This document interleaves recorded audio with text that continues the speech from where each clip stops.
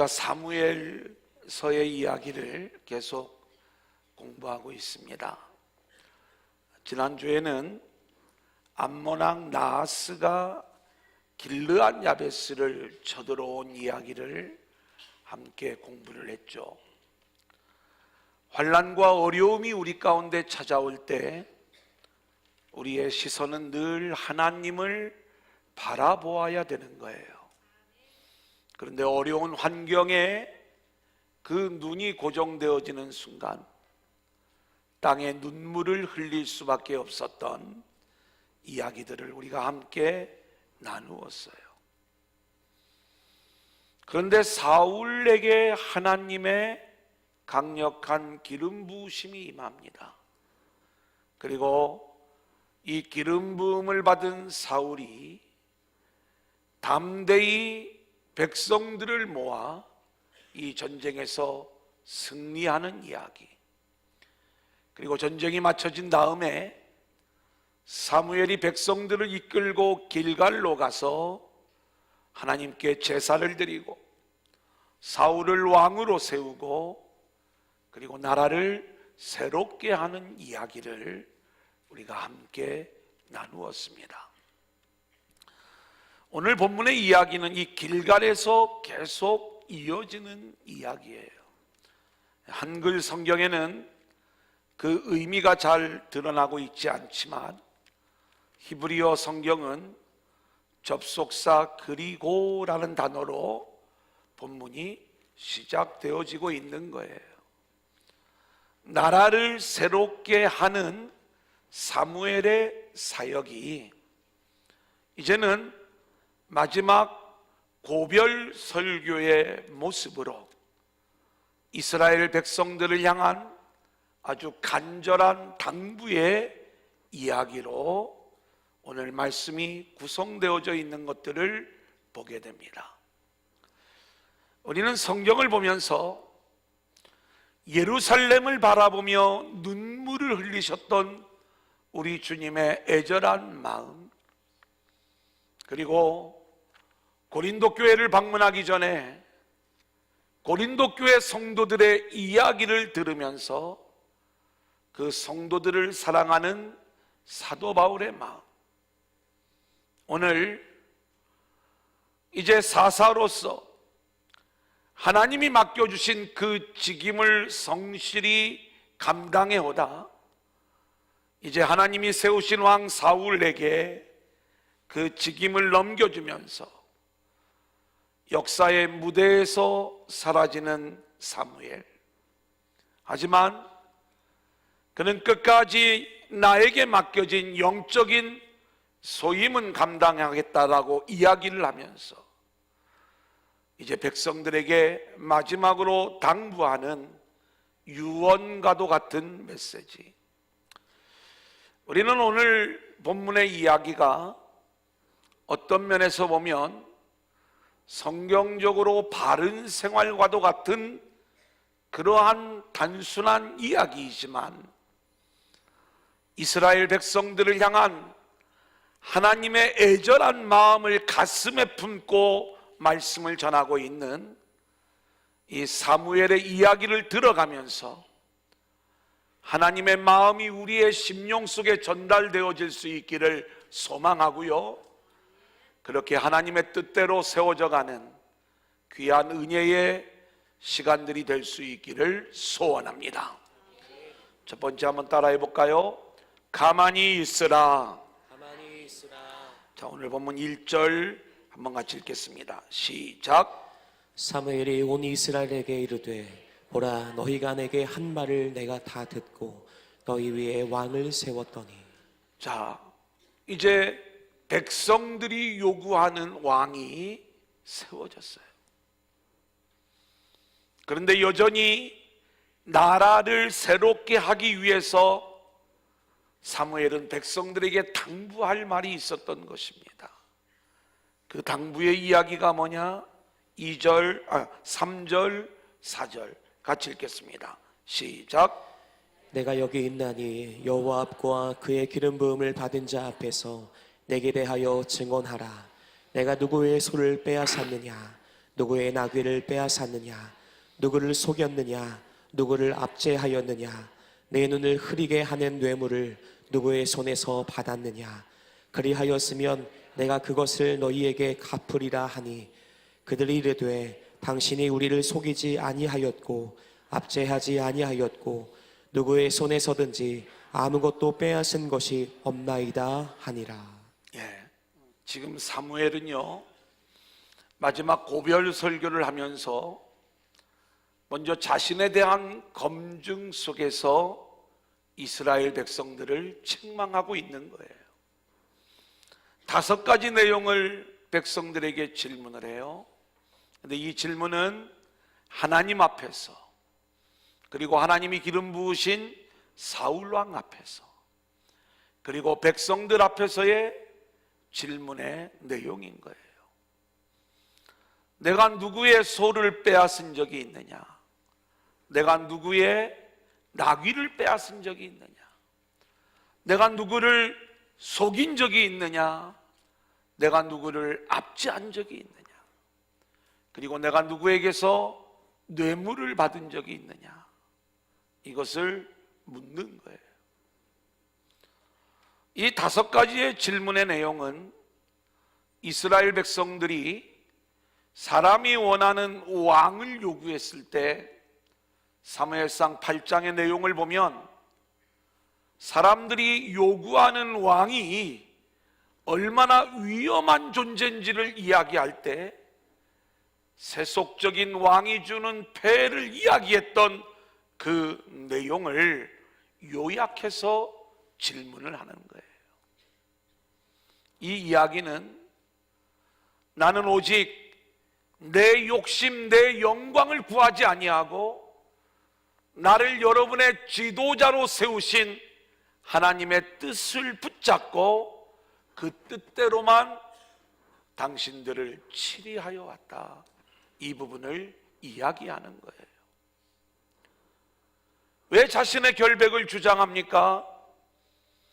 내가 좋은 지도자인데 왜 나를 배신하고 새로운 왕을 구하고 있는가를 묻는 정도가 아니라 여기에는 그렇게 내가 하나님의 뜻을 받들어 그 뜻대로 너희를 다스려 왔음에도 불구하고 너희들이 새로운 왕을 요구하고 있는 것은 나를 여러분의 지도자로 세우신 하나님을 거역하는 일이다.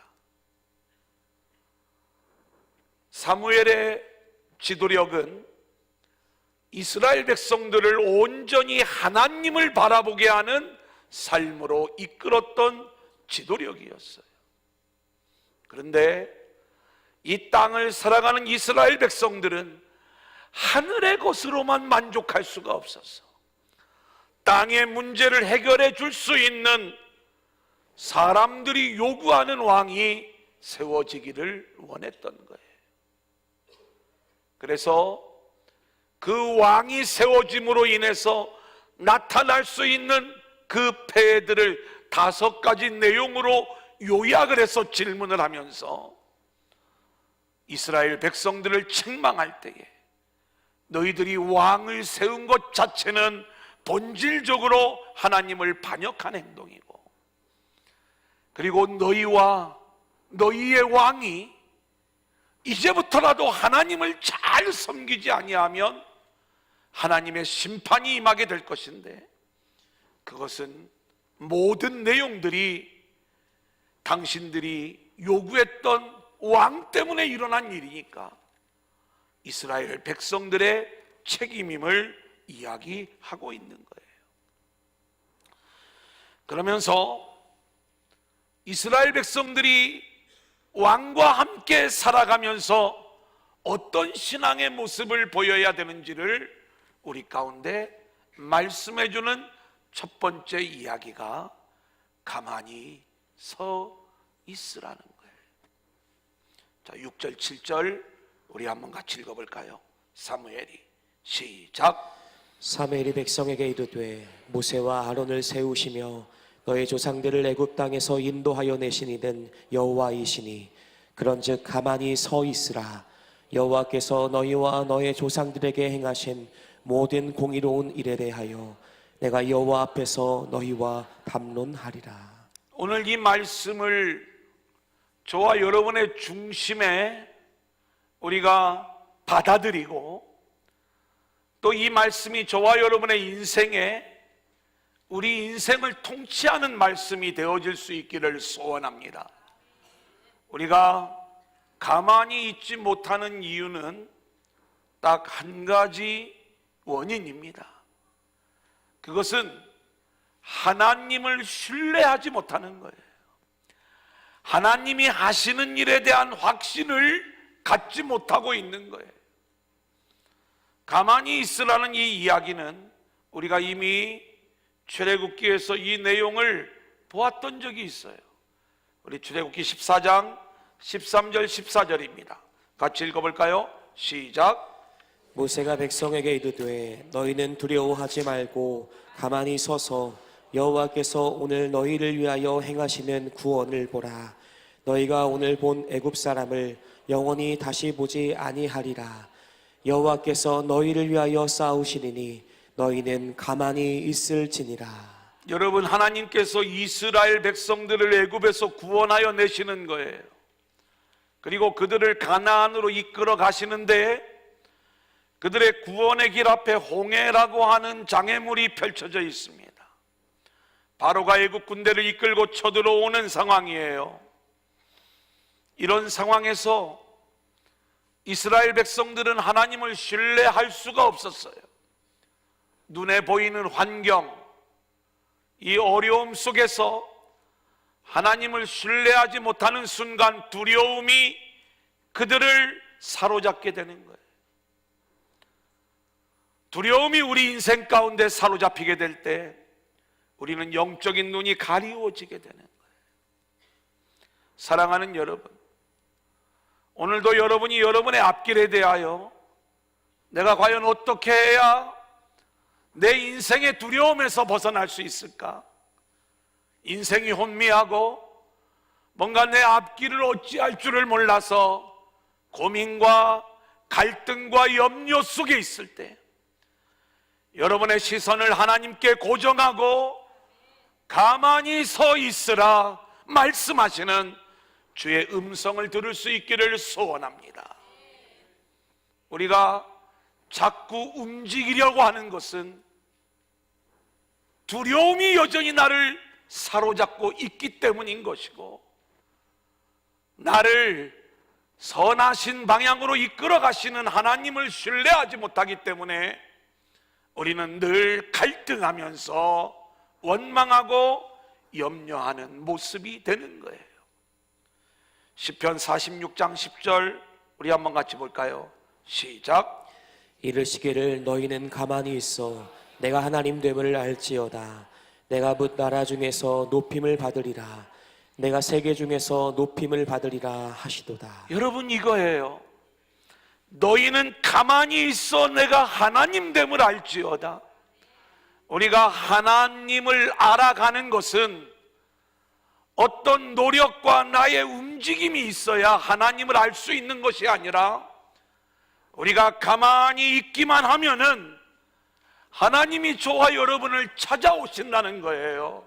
그리고 우리를 하나님이 원하시는 방향으로 이끌어 가심으로 우리는 하나님의 하나님 되심을 알게 되고요. 그리고 그 모습이 하나님이 문 나라 중에서 높임을 받은 모습이 되는 것이고 세계 중에서 높임을 받는 모습이 되는 것을 우리에게 말씀하시는 거예요. 우리는 하나님의 자녀요 하나님의 백성입니다. 우리는 늘 자기 자신이 가치 있는 존재가 되기를 원하면서 부단히 노력하고 어떻게 하면 의미 있고 가치 있는 인생을 살게 될 것인가, 여기에 부단한 노력을 기울이며 살아가는 모습이 우리들의 모습이에요.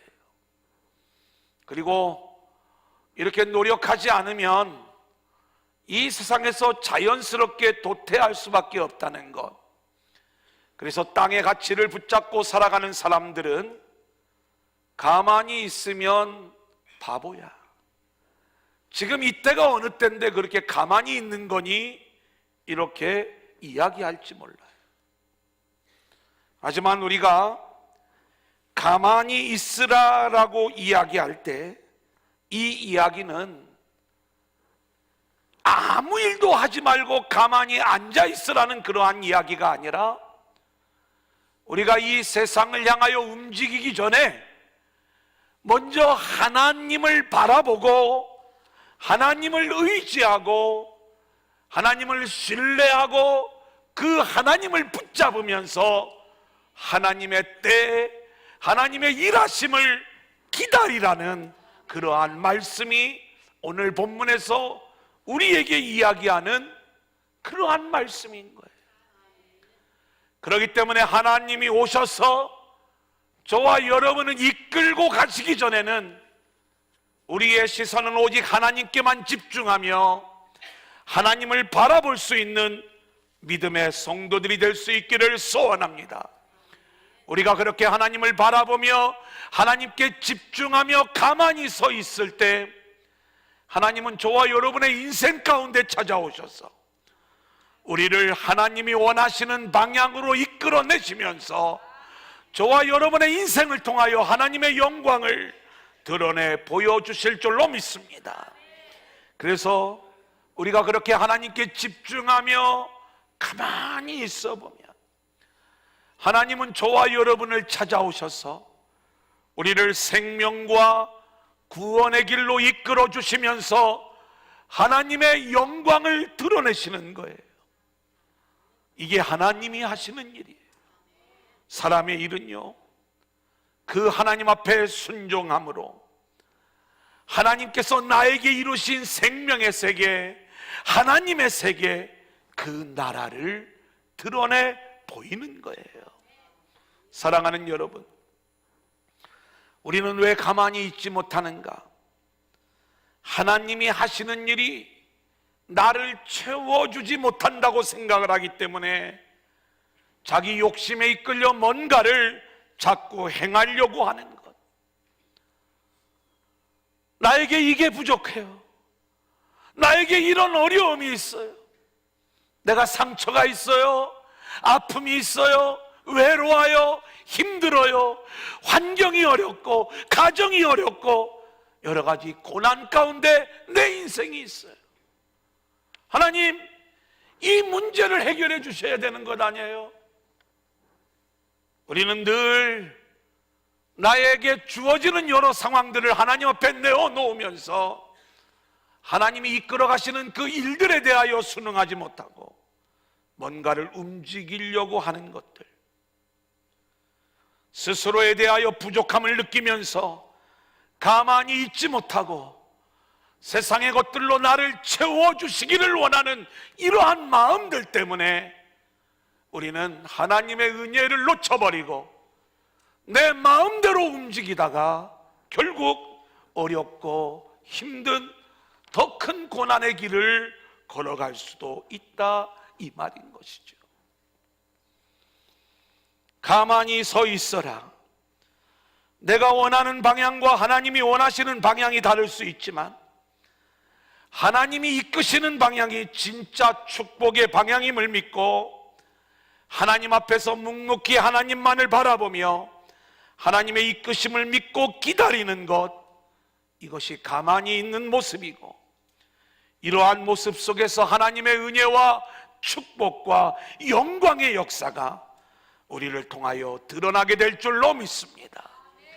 자기 자신에 대하여 두려워하는 자들은 뭔가 끊임없이 종교적인 노력을 기울이면서 하나님으로부터 그 대가를 요구하고 또 그 대가로 자기 자신을 채우고자 하지만 이것은 하나님이 우리에게 원하시는 복음적 신앙의 모습이 아닌 거예요. 자신의 유익을 위해, 자신을 채우기 위해, 삶의 편안함을 위해 하나님을 믿는 종교적 믿음으로 나아가지 마시고 오직 나를 위하여 행하시는 하나님에 대한 확신과 믿음을 가지고 하나님의 일에 순종함으로 가만히 서 있어 하나님의 일을 기다리며 하나님의 역사를 바라봄으로 이것이 하늘을 향해 불을 뿜는 우리의 신앙의 모습이 되는 것인데, 이러한 복음적 신앙의 모습으로 하나님의 영광을 드러내는 저와 여러분들이 될 수 있기를 소원합니다. 두 번째 한번 따라해 볼까요? 여호와만 따르라. 자, 가만히 서 있으라의 비밀은 하나님에 대한 신뢰예요. 두 번째, 여호와만 따르라의 비밀은 하나님이 행하신 일이 무엇인가를 알아야 우리가 하나님만 바라보며 따라갈 수 있는 것 아니겠습니까? 오늘 본문은 이 이야기를 우리에게 먼저 말씀해 주고 있어요. 오늘 8절부터의 말씀을 보면 원래 이스라엘은 애굽을 살아가던 백성들이었어요. 이들이 어떻게 하나님에 의하여 구원을 받고 가나안의 주인공이 될 수 있었는가? 그것은 그들에게 자격이 없지만 하나님이 구원자 예수 모세를 이들에게 보내어 주심으로 이들을 애굽에서 구원하여 홍해를 건너 광야를 거쳐 요단강을 통과하여 가나안의 주인공으로 세우시는 거죠. 오늘 저와 여러분이 주회전에 모여 하나님을 예배하는 존재들로 세워져 있습니다. 우리는 우리 스스로 결단하고 믿음을 결심하며 이 자리에 나와 있는 줄 알지만 세상의 노예로 살아가는 저와 여러분을 하나님이 잊지 아니하시고 우리를 사랑하셔서 예수 그리스도를 우리 가운데 보내어 주심으로 우리가 홍해를 건너고 광야를 거쳐 예수 그리스도의 품 안에 들어와 있는 줄로 믿습니다. 하나님이 이 일들을 이루어 가시는 거거든요. 그런데 이스라엘 백성들이 이러한 하나님의 은혜로 가나안의 백성이 되었음에도 불구하고 하나님의 영광을 위하여 살아가지 못하고 하나님을 잊어버리는 거예요. 하나님을 섬기는 모습이 아닌 여전히 자기가 자기 인생의 주인이 되어 자기를 섬기는 모습으로 나타날 때 하나님은 진노하시는 것입니다. 그래서 사사기의 내용을 보면 하나님은 주변 민족들을 통하여 이스라엘을 징계하시는데 이 징계의 목적은 너가 단순히 내가 너를 그렇게 은혜로 구원하였는데 내 은혜를 몰라? 골탕이나 먹어봐라. 그러면서 징계하시는 것이 아니라 하나님을 잊어버리고 하나님을 바라보지 못하는 이스라엘 백성들이 이제는 하나님의 살아계심을 깨닫고 다시 하나님을 바라보고 하나님을 붙잡는 백성으로 세우시기 위하여 하나님께서 그 대적들을 붙여주시는 거예요. 결국 그 고난과 환난 속에서 이스라엘 백성들이 깨닫고 하나님 앞에 회개할 때 하나님이 구원자를 보내어 주시는 것 아닙니까? 11절 우리 한번 같이 읽어볼까요? 여호와께서 시작. 여호와께서 여룻바알과 베단과 입다와 나 사무엘을 보내사 너희를 너의 사방 원수의 손에서 건져내사 너희에게 안전하게 살게 하셨거늘. 여러분, 여기에 등장하는 이 4명의 사사 이야기는 원래 사무엘을 제외하고도 우리는 사사기에서 12명의 사사 이야기를 함께 공부를 했습니다. 근데 그 사사들 중에 오늘 여기에 나와 있는 4명의 사사, 여룻바알, 기드온을 이야기하는 거예요. 베단, 이것은 바락을 이야기하는 겁니다. 그리고 입다, 그리고 사무엘 이야기. 여러분, 이 사사들의 공통점이 있어요. 우리는 지금 이 여룻바알, 기드온의 이야기를 먼저 좀 잠깐 살펴보면 미디안 군대가 쳐들어왔을 때 하나님께서 이 기드온을 세워 가십니다. 32,000이라고 하는 이스라엘 군대들이 모였지만은 하나님께서 그들을 다 돌려보내시고 300명만을 취하시는 거예요. 왜 이 300명을 취하는가? 우리는 나머지는 오합지졸이기 때문에 아주 강력한 용사 300이면 되겠다 이러한 생각을 갖지만 이 300명 역시 오합지졸인 것은 마찬가지인 거예요. 이 전쟁은 하나님이 은혜로 이기게 하신 전쟁이라는 거예요. 전쟁에 사용된 무기가 횃불입니다. 항아리입니다. 나팔입니다. 생각해 보세요. 싸울 수 있는 무기가 아니에요. 항아리가 깨어지고 횃불이 드러나요. 나팔이 불려지는 거예요. 여기에는 영적인 이야기가 숨겨져 있어요. 횃불은 철저히 하나님의 임재를 드러내는 모습이요, 우리의 나약한 육체가 깨어지고 하나님이 드러나 우리는 승리의 나팔을 불 수 있는 것, 이 이야기를, 이 내용은 우리 가운데 보여주고 있는 말씀인 거예요. 그렇다면 기드온의 승리는 한 사람의 승리가 아니라 하나님의 승리요, 하나님이 이루신 일인 줄로 믿습니다. 바락의 이야기도 마찬가지죠. 가나안 왕 야빈이 쳐들어왔어요. 이길 수가 없는 거예요. 이 바락은요, 누구를 의지하냐면 여사사 드보라를 의지하는 거예요. 그리고 전쟁에 나아갑니다. 도저히 철병거를 가진 이 야빈의 군대를 이길 수가 없는 거예요. 그런데 우리가 드보라의 노래를 보면 하나님께서 그날 밤에 하늘에서 비를 내리워 주시는 거예요. 그들의 무기가 완전히 무용지물이 되게 하시고 하나님께서 이스라엘 백성들에게 놀라운 승리와 구원을 안겨주시는 것입니다. 여러분, 이게 하나님이 하시는 일이에요. 입다의 이야기, 사무엘의 이야기도 마찬가지인 거예요. 하나님은요, 그렇게 하나님께서 이스라엘 백성들을 위하여 사람을 세우시지만 그 사람의 능력으로 구원하는 게 아니라 하나님의 은혜와 하나님의 능력으로 이스라엘을 구원하시는 줄로 믿습니다. 그렇다면요, 이제 우리가 알아야 될 비밀이 있죠. 지금 사람들이 원해서 왕이 세워졌어요. 그 왕이 누구예요? 사울 왕입니다. 사람들이 볼 때 이 왕은 뛰어난 왕이에요. 대단한 스펙을 갖추었어요. 조금 전에도 암몬과의 전쟁에서 그의 능력이 입증되었어요. 하지만 사무엘은 너희의 인생을 새롭게 하고 나라를 새롭게 하는 진정한 비밀을 내가 알려주는데, 그것은 지도자인 사울에게 너희의 희망이 있는 것이 아니라 사울을 세워 일하시는 진짜 하나님, 그 하나님을 붙잡는 것이 나라를 새롭게 하는 일이고 우리의 인생을 새롭게 하는 일임을 말씀해 주는 거예요. 그렇기 때문에 저와 여러분의 인생은 철저히 하나님만 바라보고 하나님만을 따라가는 인생들로 세워질 수 있기를 소원합니다. 하나님께서 우리 교회에도 지도자를 세우셨어요.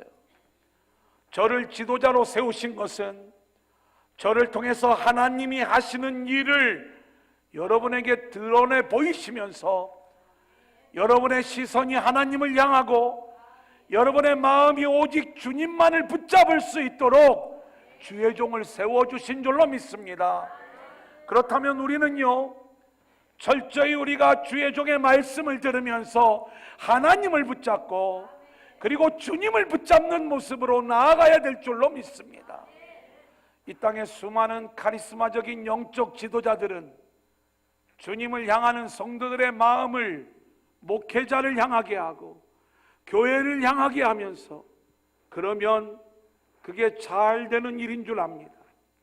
하지만 오늘 사무엘의 경고의 이야기처럼 너희와 너희의 왕이 타락하면 하나님의 심판을 면치 못할 것이다. 사람은 아무것도 아닌 존재인 거예요.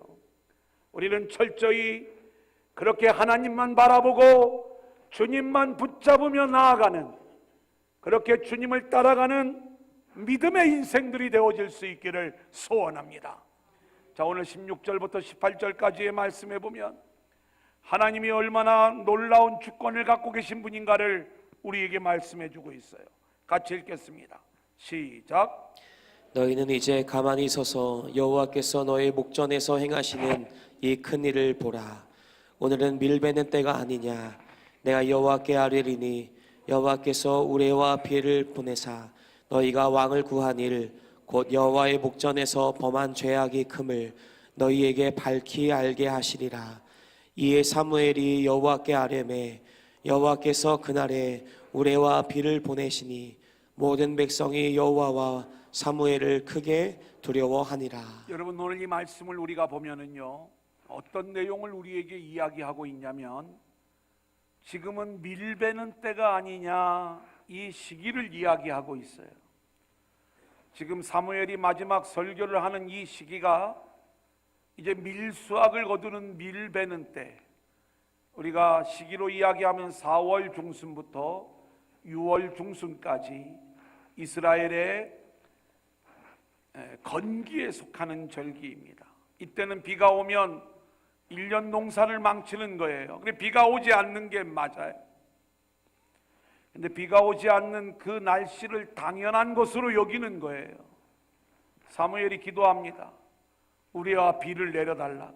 하나님이 비를 내리시니까 그 하나님이 하시는 일 앞에서 이스라엘 백성들이 어찌할 수 없는 모습 아닙니까? 사랑하는 여러분, 우리가 아침에 눈을 뜨는 것도 우리의 탄생과 우리의 인생과 우리의 죽음도, 그리고 저와 여러분의 모든 일상의 삶도 하나님의 주권과 하나님의 손안에 그 모든 내용들이 담겨 있는 줄로 믿습니다. 그렇다면 우리는요, 왜 우리가 하나님만 바라보고 하나님만을 따라야 되는가? 당연히 비가 오지 않는 줄 알았는데 하나님이 막아주고 계셨던 것이고, 당연히 비가 내리는 줄 알았는데 하나님이 하시는 일이라는 것을 우리가 알았다면, 저와 여러분의 인생의 모든 주권이 하나님의 손에 달려 있음을 우리가 깨닫고 철저히 하나님만을 바라보며 나아가는 인생들이 되어지기를 소망하고, 그렇다면 이제는 저와 여러분의 인생이 주인이 하나님이시라면 세상을 두려워하거나 세상의 환경을 두려워하지 마시고 오직 하나님을 두려워할 수 있는 믿음의 성도들이 되기를 소망합니다. 우리가 왜 하나님을 두려워해야 되는가? 하나님을 두려워해야 하나님의 말씀을 붙잡는 거예요. 하나님의 말씀이 매일매일 우리의 심령 속에 쏟아져도 우리가 그 말씀을 망각하고 여전히 내 마음대로 행동하는 것은 우리가 하나님을 두려워하지 않기 때문에 그런 거예요. 하나님을 믿는다고 하지만 우리의 중심에 하나님이 없기 때문에 우리는 그 말씀을 놓쳐버리고 마는 것입니다. 오늘 이 사무엘의 이야기, 그리고 사무엘을 통하여 비를 내리시는 하나님의 모습을 보면서 하나님을 두려워했던 이스라엘 백성들의 모습들처럼 우리는 살아계신 하나님을 두려워하며 그 하나님의 말씀을 붙잡고 그 말씀의 통치를 받는 저와 여러분들이 될 수 있기를 소원합니다. 마지막 세 번째 한번 따라합니다. 마음을 다하여 여호와를 섬기라. 이스라엘 백성들이 이 모습을 보고 하나님 앞에 회개합니다. 19절 같이 읽어볼까요? 시작. 모든 백성이 사무엘에게 이르되 당신의 종들을 위하여 당신의 하나님 여호와께 기도하여 우리가 죽지 않게 하소서. 우리가 우리의 모든 죄에 왕을 구하는 악을 더하였나이다. 두려움 속에서 이스라엘 백성들이 자신들의 죄인됨을 깨닫고 회개하는 거예요. 이제 이렇게 회개하며 나오는 이스라엘 백성들을 향하여 책망으로 시작되었던 사무엘의 설교가 위로와 격려의 모습으로 바뀌게 되어지는 것을 보게 됩니다. 20절 같이 읽어보겠습니다. 시작. 사무엘이 백성에게 이르되 두려워하지 말라. 너희가 과연 이 모든 악을 행하였으나 여호와를 따르는 데에서 돌아서지 말고 오직 너희의 마음을 다하여 여호와를 섬기라. 두려워하지 말라. 여호와를 따르는 데서 돌아서지 말고 오직 너희 마음을 다하여 여호와를 섬기라. 사랑하는 여러분, 이제 죄를 깨달았다면 두려워하지 말고 이제는 우리의 삶을 돌이켜 여호와를 따르는 자들, 그리고 마음을 다하여 여호와를 섬기는 자의 모습으로 우리의 인생들이 세워질 수 있기를 소원합니다. 사랑하는 여러분, 인생은 연습이 아니고 인생은 장난이 아니고 하나님이 우리에게 주어진 이 인생은 계속해서 이 2018년도 세월이 흘러가고 이제 19년이 다가오는 것이고, 계속해서 우리에게 이 인생이 속절없이 흘러가는 그러한 삶을 우리가 살아가게 될 때 우리가 얼마만큼 하나님을 붙잡고 살아가는가, 하나님을 바라보며 살아가는가, 하나님을 섬기며 살아가는가, 우리 자신을 좀 되돌아볼 수 있기를 소망하는 거예요. 헛된 것을 따르지 말라. 참된 것을 따르라. 21절입니다. 같이 볼까요? 시작. 돌아서서 유익하게도 못하며 구원하지도 못하는 헛된 것을 따르지 말라. 그들은 헛되니라. 헛된 것을 따를 시간이 없다는 거예요. 여러분, 뭐가 헛된 거예요? 하나님을 버리고 자기를 위하여 한 모든 것들이 헛된 것이라 이 말입니다. 여러분은 여러분의 인생을 위하여 일평생을 그렇게 폼나는 인생이 되고자 노력을 하지만 나중에 하나님 앞에 섰을 때에 그 모든 일들이 헛된 일임을 우리는 미리 깨달아야 될 줄로 믿습니다. 세상을 위하여, 자신을 위하여 진행되어 오던 모든 일들을 멈추고 참된 것, 오직 하나님만을 바라보고 하나님을 위하여 나아가는 믿음의 인생들이 되어질 수 있기를 소원합니다.